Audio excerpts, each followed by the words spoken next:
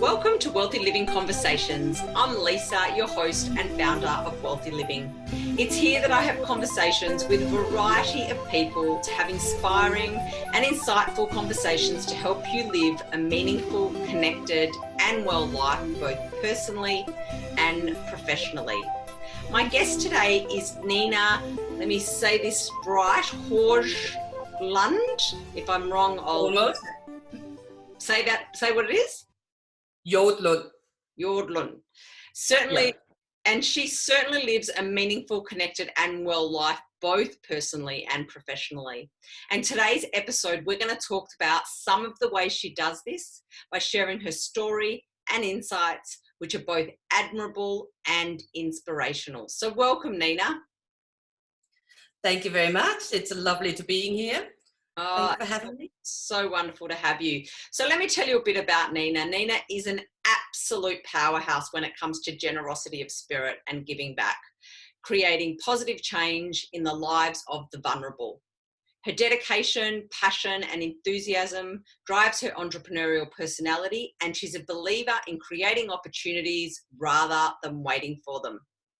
Nina is a single mother of 4, 3 of which are neurodiverse. Founding director and CEO of non-for-profit Australia for Cedar Tanzania, funding projects in rural Tanzania, and Artefactz supporting African women, and also is currently undertaking a MicroMasters at Queensland University in leadership in global development. So before we get into today's conversation, I just want to acknowledge that this week is Neurodiversity Awareness Week. And as Nina has 2 children living with ADHD and 1 living with OCD and severe anxiety disorder, I'd like to chat with her about her experiences later in the episode.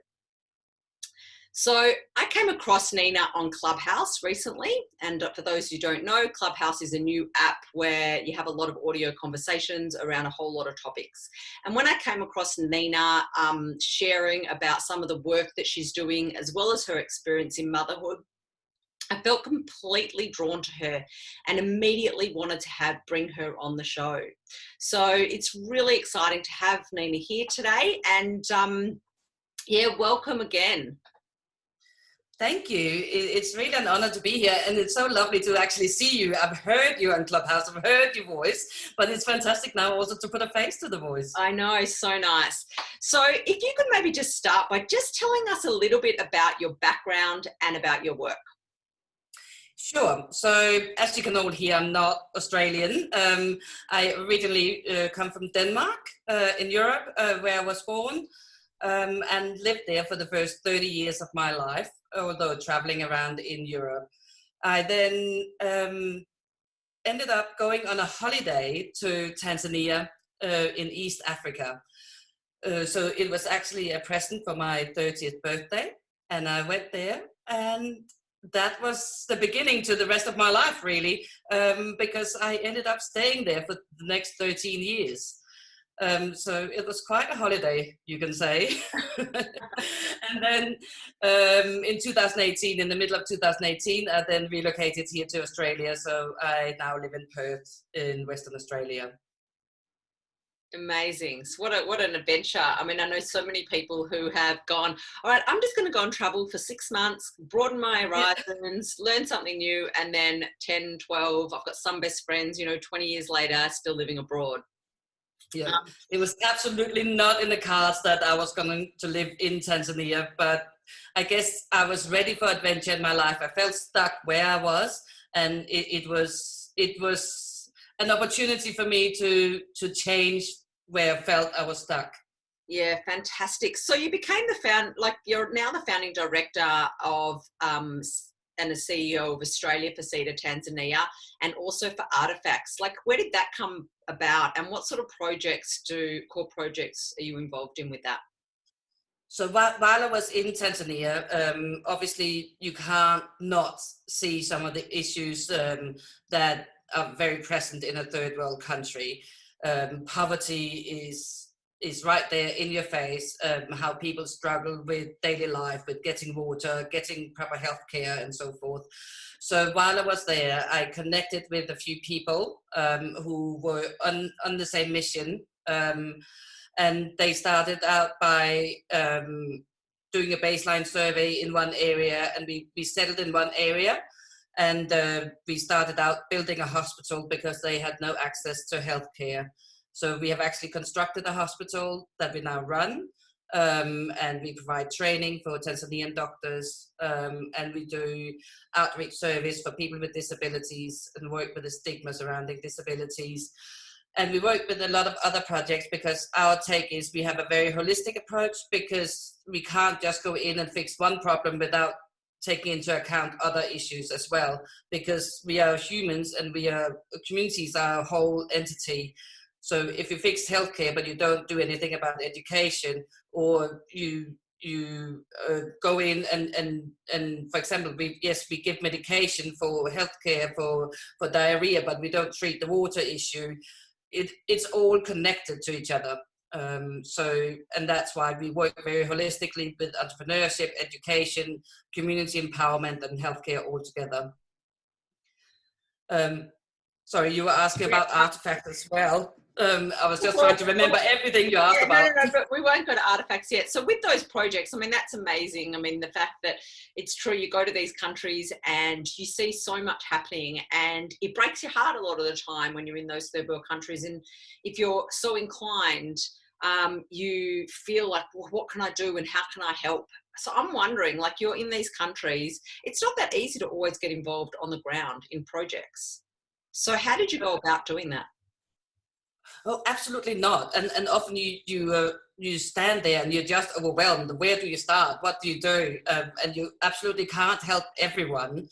And that's where I think coming in, because I've run businesses before, and having the ability to set up a plan and project development and figuring out, so this is what we set out to do, and this is our limitations, this is what we can't do, but we can do this, and using that as a framework to start with, because you can't go out and say, oh, I want to save the world, because then you're bound to lose or to lose track of what you actually want to achieve. But by actually putting some parameters and to say, these are the things I can do right now, and these are the things that I cannot do anything about right now. Maybe in the future. It doesn't mean that we can't do those later on, but putting a solid framework to start with, I think, narrows down what you're setting out to do and setting you on the right path and making it less overwhelming. Yeah, absolutely. I mean, yeah, the planning is amazing. And I'm also just wondering how you, how did you go from seeing the work and seeing that you wanted to get involved to obviously being in there and, utilizing your amazing business skills to help them with the planning of the projects? What that in-between phase, how did you go? Like, if someone else was wanting to get involved in some of this work, how do you approach these organizations? I mean, they must have people approaching them all the time. Yeah, I mean, I started out volunteering my time and in areas where I felt I was really confident and comfortable that I could do.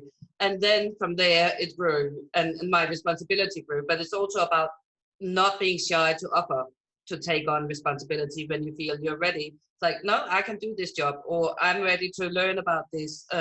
I will go and do a course online or something like that. And then step by step, taking on the responsibility, taking the initiative to doing things.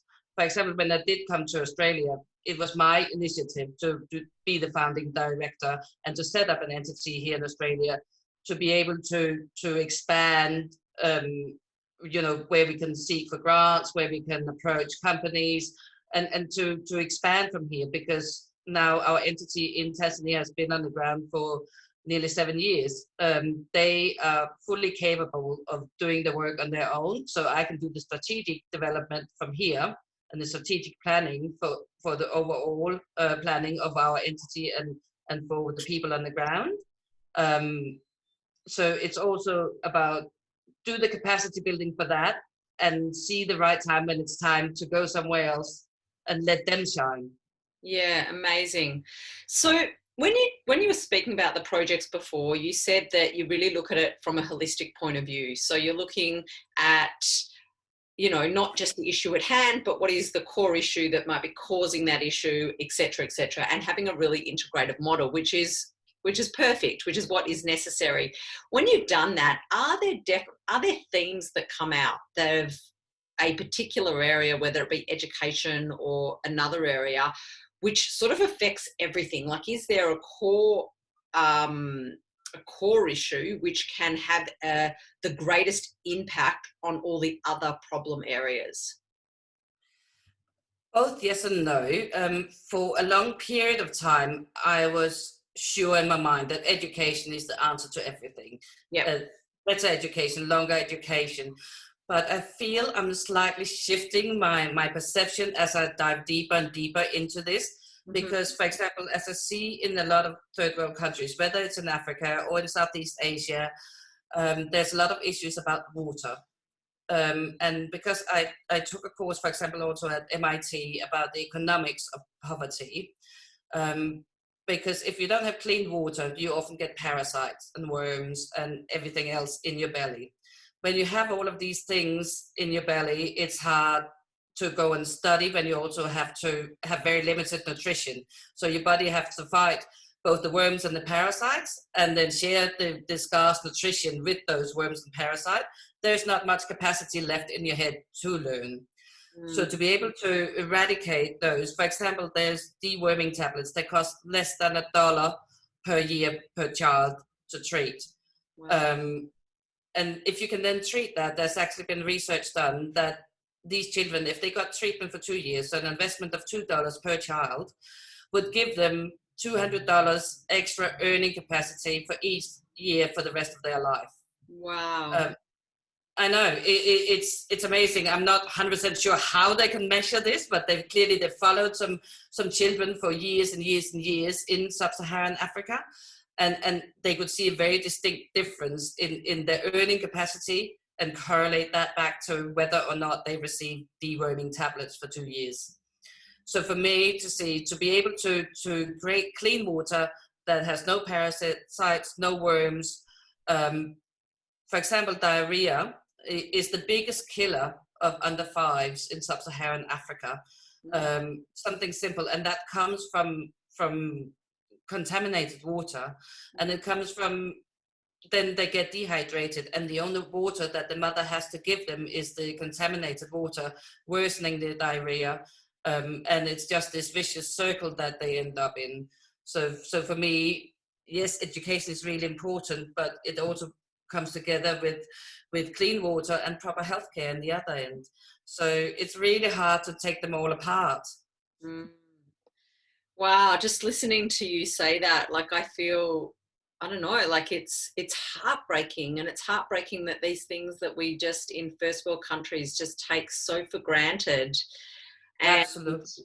that we've got, even in this global picture, that we've even got this problem, like $1 a day per child, and we have this issue. I mean, it's mind-blowing and Absolutely. heartbreaking, that we've got this problem. And I've heard that before. I have a number of people I know that run projects to support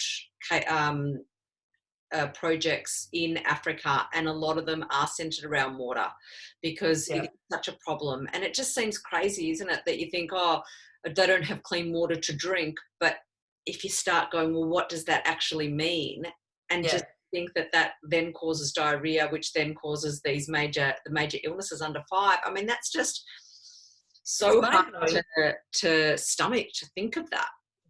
Another fact from Tanzania is a third of every child, so 1 in 3 children, are living with something called stunted. So when you're stunted, it means that your body has not developed or had a chance to develop as a normal child because of prolonged infections, to have malnutrition because the food is very one-sided, because they're living in poverty on less than $1.90 a day. and then because they can't get medical treatment or being dewormed. And that means that their brains are not developing as other children, their bodies, their organs are not developing as other children, they don't grow as big and fast as other children. And it's you know, if you're stunted, you can't return that back. You can prevent it to happen, because you can make sure that they get deworming tablets and clean water and a nutrition diet, but you can't it's not reversal to do this. And that's, imagine, you know, I have 4 children, so that would be, well, 1 and a bit of my children that just because I didn't feed them proper enough, or I didn't have access to water in my tap. Yeah, it's full on, and it's, you know, it's hard to break that cycle for them, because if you Absolutely. continue in that poverty cycle, it's a poverty cycle that's just so hard to break when it really comes down to their basic health.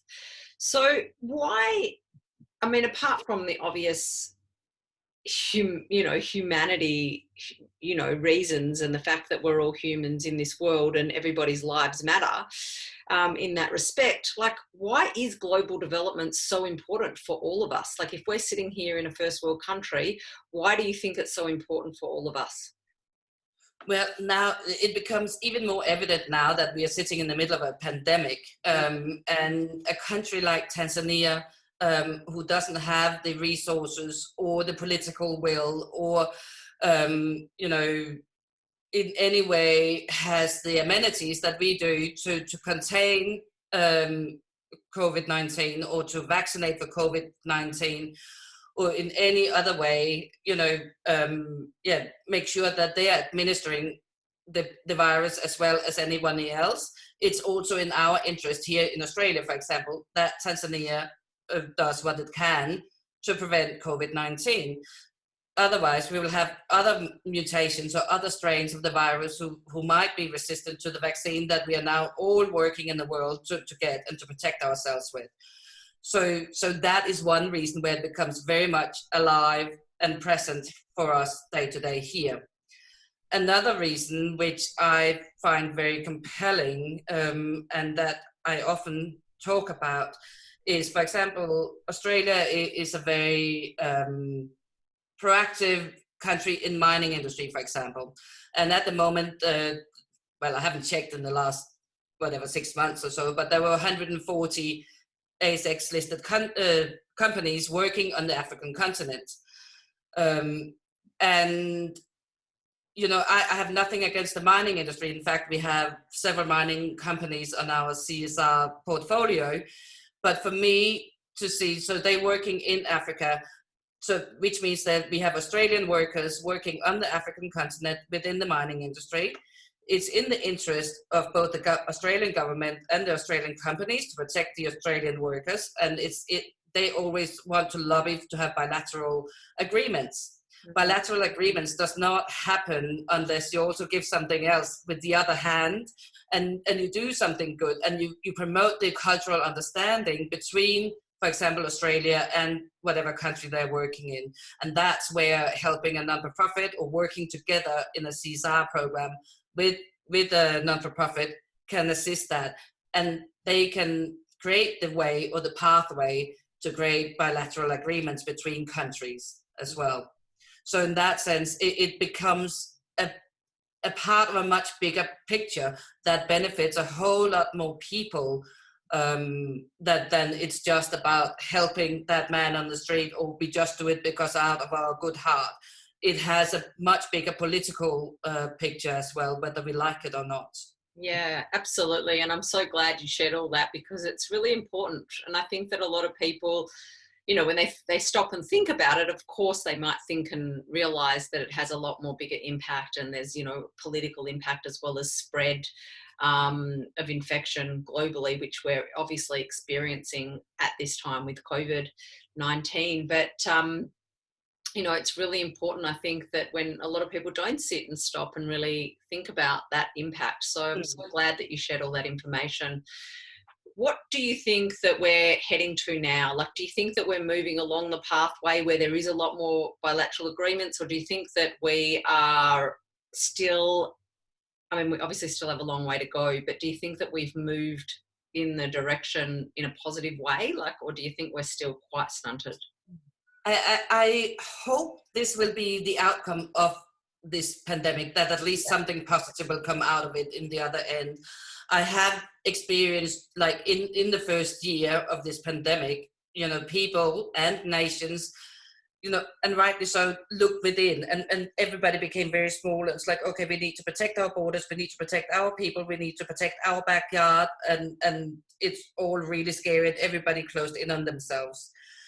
But now, I think as we start to vaccinate, we are realizing it becomes a much broader picture, and we all need to be together in this, and we all need to vaccinate, and we all need to help each other to vaccinate our people.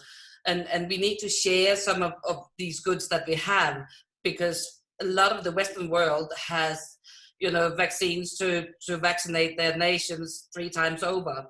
Whereas the African continent has only secured, I think it's enough vaccines to vaccinate 35% of the population on the African continent, which is far from enough. And therefore, it is the responsibility of those nations who has extra vaccines to share some of those. And to me, that then comes again, you know, later on, you know, after we then vaccinate on the other side of COVID-19, that we can again share some of that wealth or share some of the knowledge. Because to me, it's not only about the bag of money, it's also about capacity building, to share knowledge, to share expertise, which is something I work, for example, also with our CSR companies, that, for example, an accountant can, instead of bag of money, an accountant can spend an hour every week to capacity build, to teach the Tanzanian accountant to have a professional conversation every week about, oh, so how do you handle this problem, or how do you handle this, and have you remembered to enter this into the system? That is much more valuable than just giving a bag of money to upgrade his accounting system, for example, because that knowledge will remain within the community and can be shared within the community.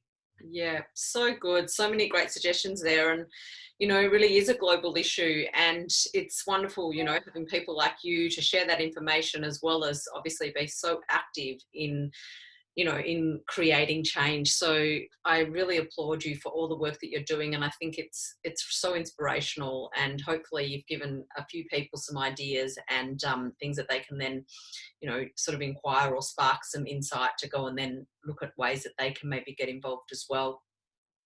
I also want to talk about within the third world countries. I suppose we're in our own country now.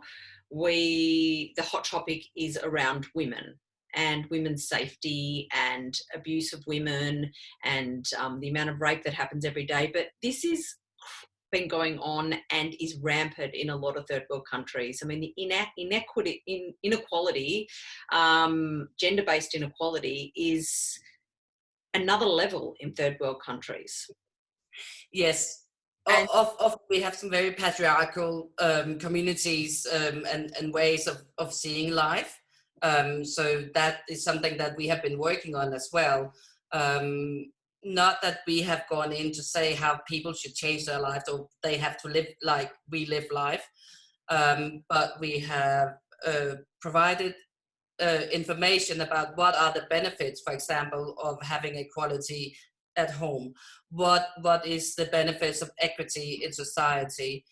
And through that work, we have gained a range of community activists. So it's people from within the communities that we are working with who have put their hand up and said, like, no, I believe in what you say, I would like to know more.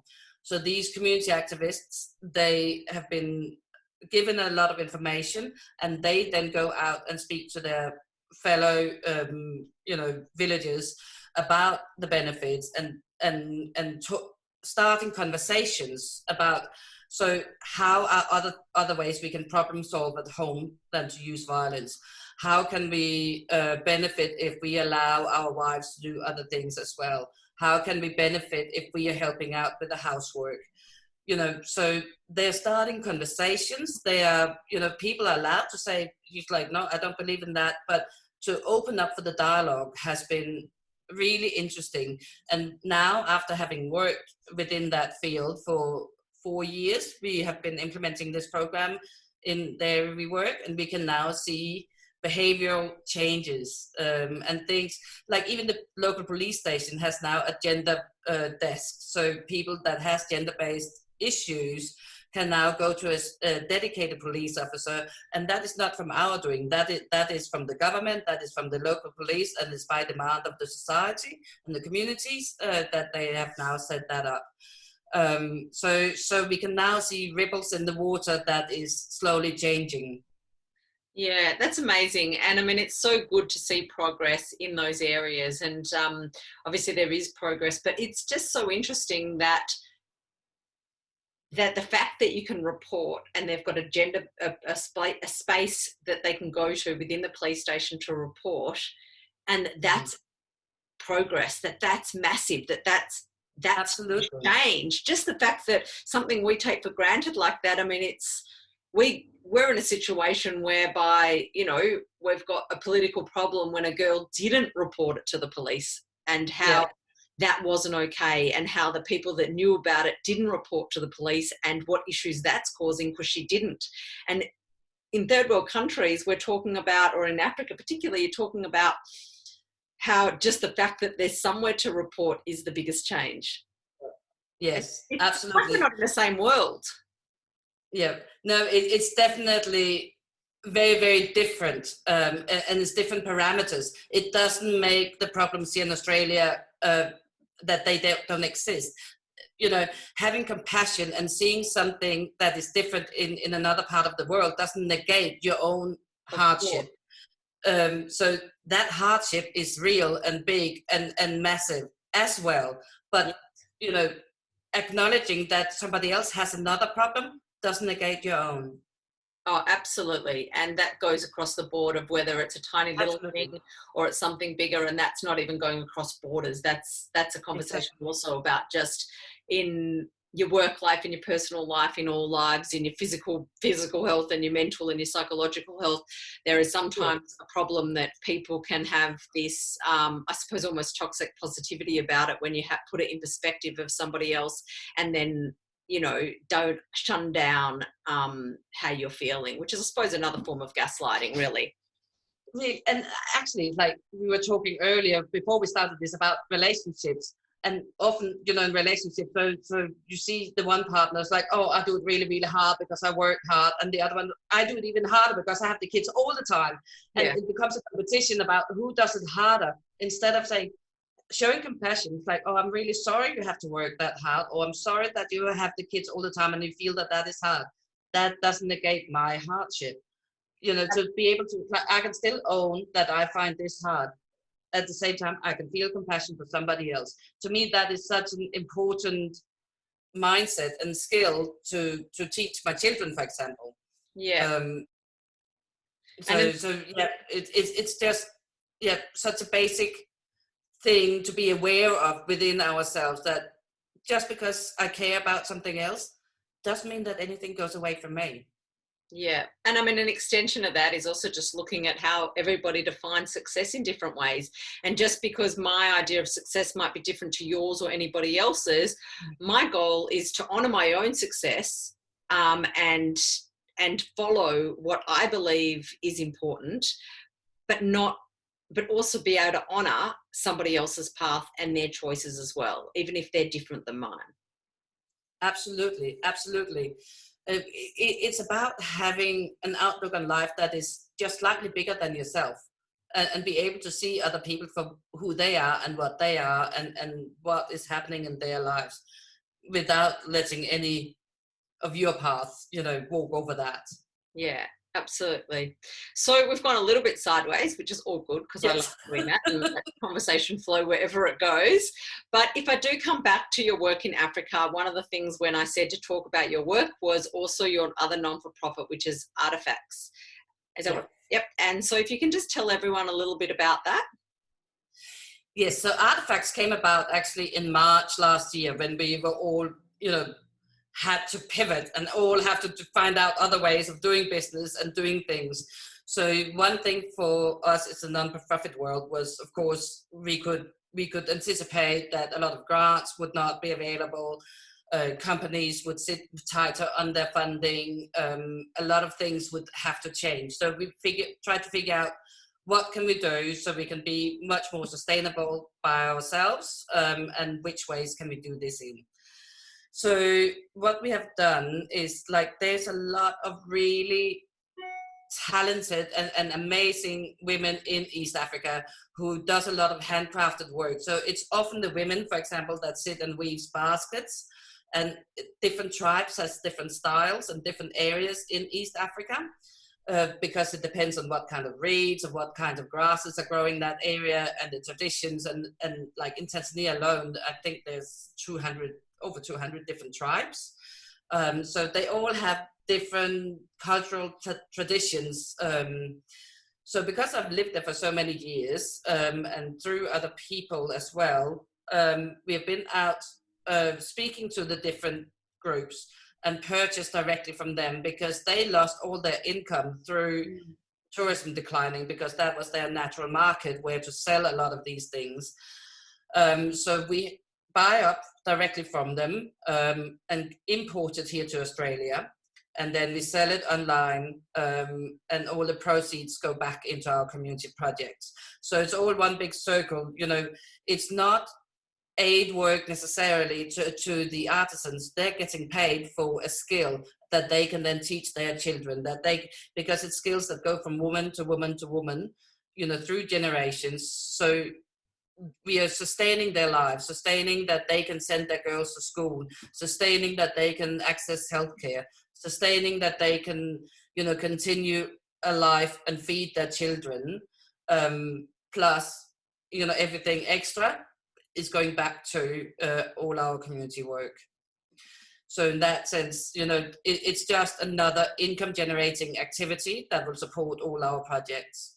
Yeah, brilliant. And you've really highlighted why supporting women in third world countries matters, because it's not just about you know, buying that beautiful item of jewelry or a woven basket or something that the woman in that country has made, and for her then to be able to feed her family. It's so much more than that. And I think you've really highlighted the ripple effect of buying things off women in third world countries, and how their craft, especially the artisan stuff, and their craft is passed down, which then allows the income generation to go from generation to generation to generation, as well as what that actually means being able to get those worming tablets, being able to have that education, all of these things that then get filtered into the community, because we know that in third world countries, the community aspect, the connection aspect, the tribal aspect is so strong, much stronger than it is in first world countries. And we know how much everything's shared within community there. So it has that greater impact because of that tribal community mentality. Absolutely. You never get to pass somebody on the street in Tanzania who has even a small bowl of beans without being invited in, like, come share my food. And like that kind of kindness, I even get goosebumps, because it's just welcoming. And it's genuinely meant. And they would be happy to sit down and share it and have a conversation about life and what's going on. And it's just such a beautiful, beautiful way of living. Yeah, I'm sure. And I'm sure that was probably one of the things that drew you to stay from this short trip to 13 years. You know, it's beautiful when you can go to an environment and that feeling of belonging, community. And yes, it has its pitfalls, and yes, it's hygiene and health, and has major issues there, and it has major issues in gender equality. And a lot of the systemic problems are real. But the aspect of community and connection and tribe, and honouring land and honouring each other in that respect, is something that I think we can learn a lot from. Absolutely. Absolutely. You know, through my 13 years, I mean, I have learned so much about myself during my time there. I've learned what are my values, what is important to me. I have learned a lot about myself during my time in Tanzania. Yeah, So that's brilliant. And, because I don't know if, we haven't had a lot of conversations because we've just met briefly on Clubhouse, but that's what my whole business is about. It's about connection and connection to self and really getting to know yourself and your values so that you can then make decisions about your actions and what you do in your life that brings you meaning, that brings you connection, that brings you well-being, and then, enables you to connect to others doing that and connect to the world around us. So I think that everything that we do and all the action we take just gives us that extra bit of information about ourselves so that we can make these decisions that bring about so much change. yeah, because I believe if you don't live according to your values, you're tying yourself in a knot, and you're ending up living a very unhappy life or unaligned life, or however you want to phrase it. But because your values are there, no matter what you do, it's just whether you choose to quieten them down or you're living according to them. Absolutely. And I think that it's about the experiences that we have in order to both the quiet time, reflection time, as well as being out there in life, so that then we can go, well, did I like that? Didn't I like that? How did that feel with me? Did it bring a spark? If it brought a spark, that's an indication that it's something that's really important to you. So I think that being out in the environment and living life, not just doing personal development in a training, but, doing that and then having some self-reflection really gives you a lot more knowledge about yourself and your values to then, bring about creative change and sustainable success and sustainable well-being. Like you said, if you're not aligned to those things, it's very hard to have sustainable well-being in your life. Absolutely. So I was going to say, if we are talking about sustainable success, I want to talk a little bit about non-for-profits, because when I read stuff about what you do, something really stood out for me, and that's your perspective of what it means to have a non-for-profit, because a lot of people think a non-for-profit means no profit. And when I read what you wrote, you said that you advocate for, non-for-profits, and that you want them to be led and seen as a business, as we're not in the game to make no profits, but to utilize profits to create sustainable and long-lasting change in the world. Yes. So I want you to talk us through that, because I think a lot of people, it's a common misconception for people with regard to non-for-profits. Absolutely, because I think a lot of non-profits are run with people with the heart in the right place, and a lot of non-profits are run with emotions, which should also be that. A lot of businesses should be run with passion and drive, but that doesn't negate that we also have to make money. I think because non-for-profits has to earn money just like any other business. The difference is what we do with the money. In a non-profit, we choose to take that money to do good, or that's what the whole concept of a non-profit sets out to do. And when we register as a non-profit, we actually first register as a business with the ASIC, just like any other business, and we are a limited company, just like a range of other companies. So we are registered as a company. But what we sign up to do when we register as a non-profit is that we don't take that profit to a bunch of shareholders or to the owner or to a board or anywhere else. All that money will go and has to be measured and see that it has an impact somewhere in some people's life, or to serve animals or to do something else, whatever it is that your non-profit is about. So I like, for example, Simon Sinek, he says a non-profit should be called a for impact. Which I think might give a clearer message about what a non-profit does. Because yes, we are not to take our profit, but we can't do any impact, we can't do any good if we don't make a profit. So yes, there has to be a profit, pay the overheads, and then the extra money goes to do the good. So running a non-profit without having a business mindset is just as much set to fail as to run a shoe business without having a business mindset. Yeah.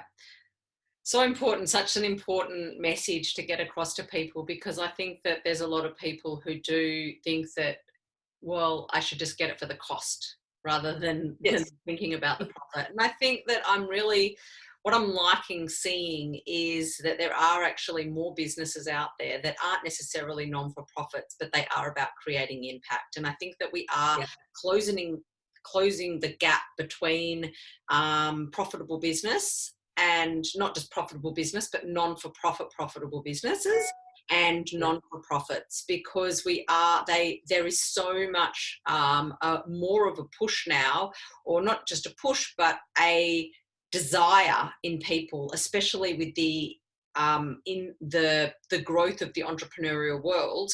There's a greater desire for businesses to think about the impact, and whether it's a smaller impact that's going to have a ripple effect, or whether it's an impact that is actually, creating some massive global change. Absolutely, because we see now a lot of social enterprises, we see B Corps, we see a lot of hybrid, ways of supporting good. And I think that is fantastic. A lot of ways, because sometimes, for example, if you have a company and but I also want to do some good, but I can't figure out how to do it. And that's where a lot of collaboration and partnerships can be created, where it's like, oh, your non-profit really aligns with my values, really align with something that can align with the product I'm selling, or, it could be somebody, I know, for example, some people I met, they constructed this thermo water cup to keep your drink cold, but then they're also aligning with a non-profit building wells somewhere in Southeast Asia. So because the product and their non-profit idea is aligned, so they could partner up with another company that was specialized in and had an ability to do the water wells in Southeast Asia. And that's where they had traveled, and that was where their heart was and their passion was.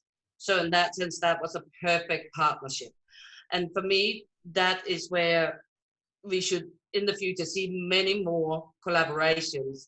Everybody has heard about Who Gives a Crap.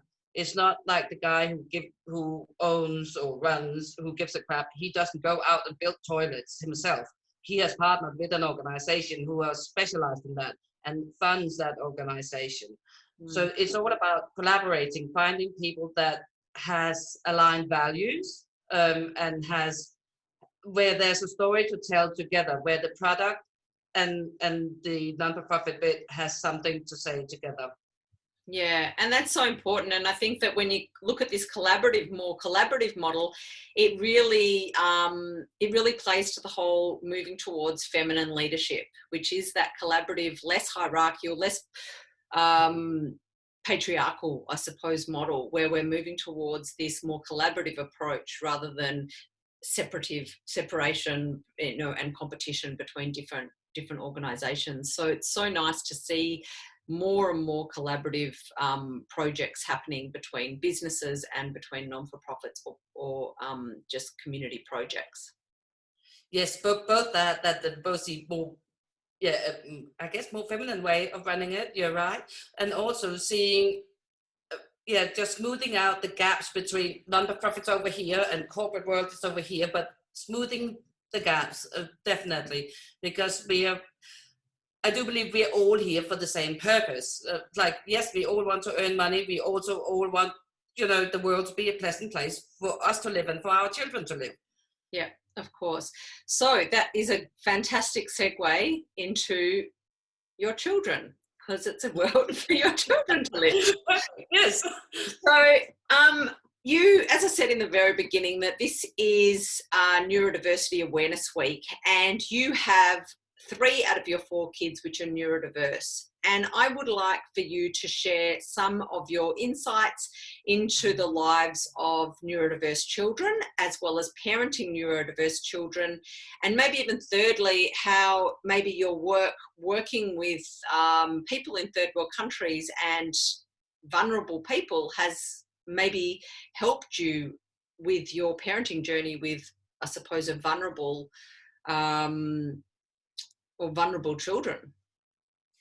Yeah, yes, there's a lot of parallels to do there, but yeah, so to start with, I have two children living with me at the moment, so they're 8 and 9, and and one has ADHD, the other one is being assessed, or potentially has ADHD, but definitely has severe anxiety and some OCD traits, and which creates some struggles where other children might not have struggles, or it creates some emotional outbursts where others might not see as many. For example, my oldest daughters, often, you know, you would never notice that anything was wrong because she saves all of it. She keeps on the mask throughout school time, but then comes home and then just falls.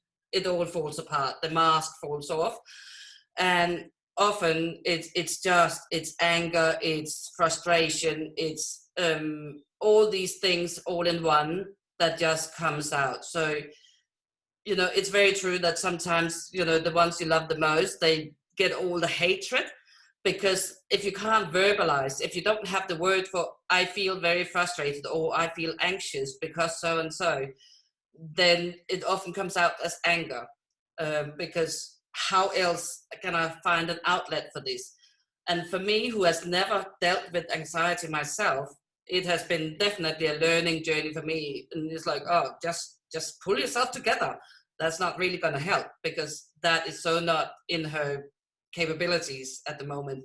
I am the holder of her emotions. I have to regulate her emotions for her and show her the way of how to harbor emotions, and to figure out what is the appropriate reaction to a certain incident. We don't need to send out the ambulance and the fire truck and whatever police cars for every little minor thing.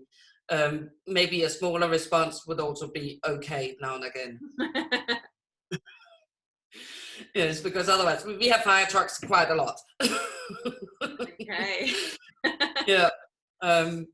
But yeah, so it is very challenging at times, and there's days where, you know, I run low in capacity. But we now have a rule also here at home. We can call out like, I just can't have capacity right now. I can't hold your emotions. I don't have any space to hold your emotions right now. Can you give me 5 minutes? I will walk around the block with my dog or whatever. I will come back and then I'll be ready to hold your emotions, but I can't hold them right now. And that's the first time, I think my daughter, she looked at me and was like, oh my God, what do you mean? What do you mean you can't? Like, no, I mean, at 5 minutes, then I can. And it's now a thing. So yeah, okay, we will wait 5 minutes, and it gives me enough time to just breathe and to, okay, I need now to step in and be there for her, because she can't do it just yet. The ultimate goal is, of course, to teach her to do these skills on her own. But for now, I have to help her, just like you have to help another child with math, or you have to help another child to ride their bike. It is just a learning process. It's a helping tool that she just needs more than somebody else. Yeah, and that's I mean, what an incredible tool. And, you know, it is important. It just shows such effective communication to be able to, for you not to lose your, you know, yourself, and the frustration and anger and all those things I'm sure you feel at different moments coming out, but you're role modeling that regulation. And that is a way of teaching, isn't it? To role model Absolutely. that and then effectively communicate for you to do that. And one time I'm sure that she'll use that exact same tool in her life when she's hoping to start to do that. And I love the way that you reframe that, to comparing it to, say, if they're not good at maths and you help them with maths, because we so often expect that we need to teach kids to self-regulate by allowing them to self-regulate. And it is true that some just struggle to do that. And whether it's because they've got, because they're neurodiverse on some level of the spectrum, whether it's, you know, diagnosed or just some slight symptoms, they just don't seem to be able to do it. And yes, you can continue to set them up to try and practice until they get there. But if they're really struggling to do that, I can imagine that if you're setting themselves up to do that, you're probably chipping away at their self-worth so much that the detrimental effect and the long run and the ripple effect of that is probably going to be worse than you helping them regulate. And I think that that's such a mindset thing. And I love that, the way that you've related that to maths or another subject, which other people have probably done. But when you said that, I started to think, yeah, like, it's, someone can't do maths, they're not, okay, you get them a tutor, you get them help. Yeah, exactly. And why can't we look at emotional intelligence in that same way? Exactly. And it's like my other daughter, she has inattentive ADHD. I didn't even know that it's now been categorized in different, What is it called? Inattentive ADHD. So she has a rich inner world. She's not the hyper, the stereotypical hyper boy that climbs the walls and can't sit still. No, she's completely opposite. She can sit still for hours and hours, but she's disappearing into her inner world. It's like, and if she's, without medication and on herself, she's quite happy. And you will hardly notice that she's there, but in her own little world, there's all sort of things that happens, and she can look at it, oh, look, my hand. And, I remember when she was 2, we were in Tanzania, and she went to a British, kindy, and they was like, oh, so what do you do to discipline her? Because nothing we do is working. They had a little yellow mat that they sort of sat the 2-year-olds on for 30 seconds to tell them that you can't do whatever. And she would just sit there and enjoy it, because oh, I can sit here and I can look at my toes and I can look at that leaf, and it didn't touch her. She could sit there for hours and that wouldn't bother her whatsoever, because she has such a rich world on the inside of her. And sometimes it has really opened my eyes to all these other things that happens within her. She's like this box of chocolates. I never know what comes out, and this amazing person that is in there. And I just get to see snippets of now and again when something comes out. The biggest problem we had was then when she started going to school, because that didn't catch her attention, like writing, and it's like, oh, you have to sit still and concentrate and focus on something she didn't naturally find interesting and didn't have, why would I want to learn to write? That can't really be bothered. So it was so hard for her to get anything written down on paper. So we did start with medication, and that has been a big game changer for us. It has given her the ability to excel at school. She's gone from hardly being in the middle mainstream to be at the top level in every subject in her class. But she can also then choose, when it's not school days, she chooses not to have medication. And I give her that choice herself, because she's the one who can feel it on her body. So if it comes Saturday and Sunday, she can then choose herself. And some days, if she has to go somewhere or she has special ballet practice or whatever, yes, she will choose to have medication. But other than that, it's no, I want to feel like myself. And that, I think that is so amazing that she has the knowledge and the maturity to do so. And yeah, no, and I also believe in giving her the freedom to choose herself, because ultimately I want to teach her she's in charge of her body. It's her body. She's the only one who can tell me how she's feeling. Thank you. Thanks for sharing your personal story with about your family and your daughter, because it's really enlightening, isn't it? And everybody deals with these sort of things in very different ways. And vulnerable and neurodiverse children is becoming more and more common within families. And whether it's who knows for the reason, there's probably multiple reasons, and that could be a whole nother conversation. But the way that you've dealt with that is such a great balance. But it also, I suppose, like when you were talking about the problems, the health issue problems in Africa early, and I felt so heartbroken. In a way, hearing that also breaks my heart a little bit, because when you described her and her inner world, I just think, wow, successful creative entrepreneur. She's got so much to offer this world, where when we leave school, it's like we're wanting people, I look in the adult business world now and the entrepreneurial world, and it's like, let's unlearn everything and let's relearn. And here we are with someone who's got those incredible attributes to be such a success in her own right. And yet we've got to because of the system that we live in, and because of the, I suppose the, what's the word? I've just gone blank. But I've just gone blank. But you know, the what's we're expected, and how we're expected to be. Yeah, the stereotyping of like everybody has to fit into this box. And the status quo, that's what I meant. Yeah. You know, because of the status quo, we've basically having to get her to change to fit into a system that isn't necessarily advancing our uniqueness, which we then sit as me as a life coach is really trying to get people back to themselves, so that they can embrace their uniqueness. So it sort of breaks my heart. I'm heartened to watch how beautifully you mother her, and the choices you're giving her, and those opportunities to be so open-minded, to allow for both the more alternative way and the more mainstream way. And I love that. And I love that you're doing that. But at the same time, I also feel so sad that we're in a system that that you're having to do that.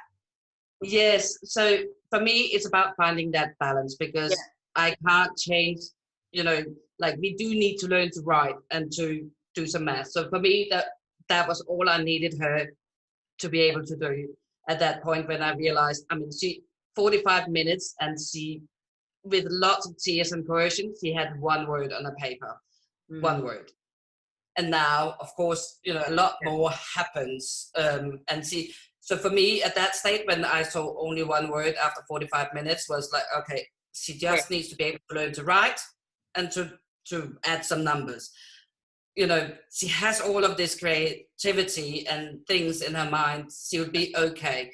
But because our world is how it is, you know, I will also do her disservice if I just let her be. So it's finding the balance between of being able to adult in this world, or to be a person in this world, as well as not trotting down who she is, finding that balance. And for me, it has also been really important being open about this whole journey, which is something like I've really realized a lot of people struggle with being open about their own issues. So after the first year I was here in Australia, I wrote something on Facebook, on my Facebook page, about the journey and how troublesome it had been, you know, with realizing there was ADHD and anxiety and whatever. But because it was so important for me to tell, so people, you know, I didn't have a network here. You know, at times my daughter would break down in a panic attack in the middle of the park, and we just had to sit on the grass for 20 minutes with her screaming unarticulated for 20 minutes.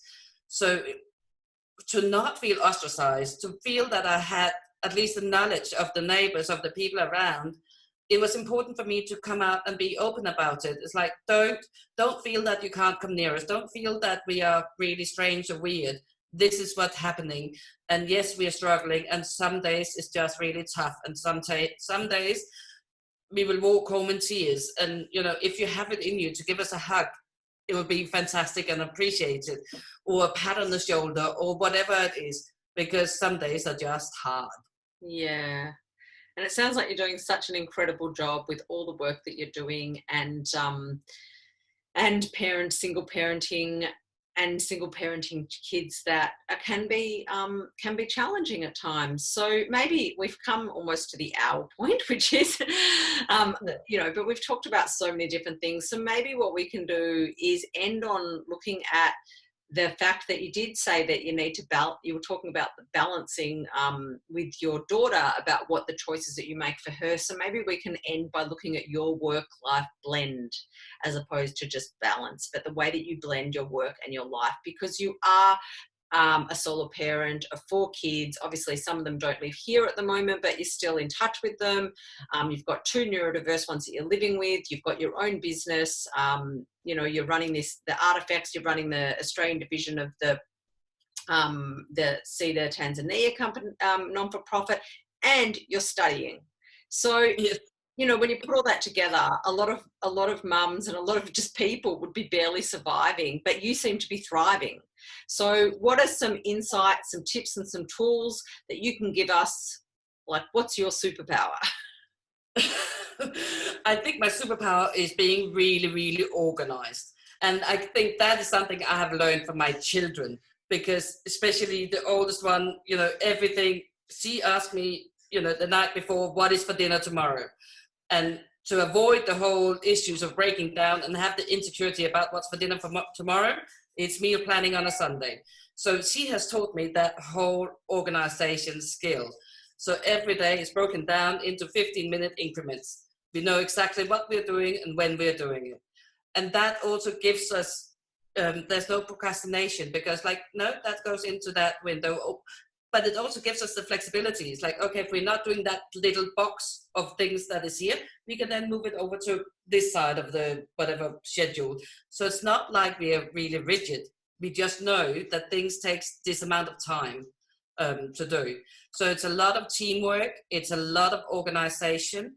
It's a lot of also working on unconventional times. For example, I work across time zones. So I work from home. I can then sort of take off my work from 3 o'clock or 3:30 when my children come home, do the afternoon activities and dinner with my children, but then I work again from 8 o'clock until 10. So I put in extra hours there because that's when I can have meetings with Tanzania, or I can communicate with people in different time zones. But at the same time, I have many people say, oh, but I would want to sit on the couch at that time. But it allows me to be off during the times when my kids do sports and ballet and swimming and all sorts of different times, and allowing me to be there for them in the afternoon so they don't have to go to after school care, for example. Amazing. You're such an inspiration, Nina. It's unbelievable. And I think the thing you forgot to mention there, or you maybe not forgot, but that I think that you didn't mention about you, is your inclusivity mindset.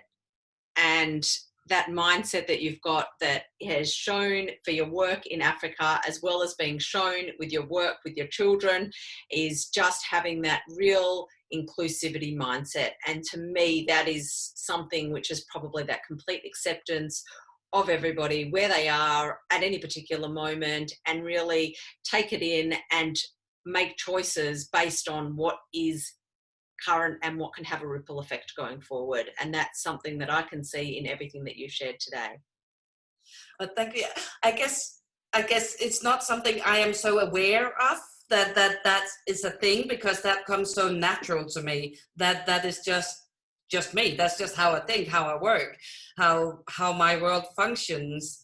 So yeah, it's not deliberate. I didn't mention it, but it was also, it's not a thing to me. Yeah. And which is I don't think I can't do it.